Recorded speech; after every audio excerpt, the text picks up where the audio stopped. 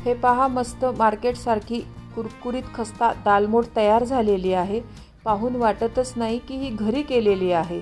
ही दालमोड चवीला एक नंबर लागते। आज आपण मार्केटमध्ये मिळते तशीच खस्ता दालमोड सोप्या पद्धतीने कशी करायची ते पाहणार आहोत। रेसिपी नेहमीप्रमाणे खूप साधी व सोपी आहे।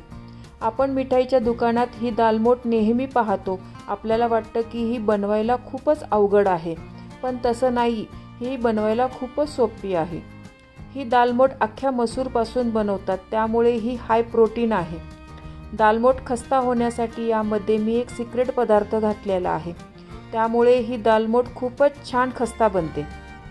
दालमोडमध्ये मी जे शेव वापरलेली आहे ती पण कशी करायची ते या रेसिपीमध्ये दाखवलेले आहे। ही दालमोड बनवताना हलवाईच्या सर्व टिप्स आणि ट्रिक यामध्ये सांगितलेले आहे, त्यामुळे रेसिपी कुठेही स्किप न करता पूर्ण पहा।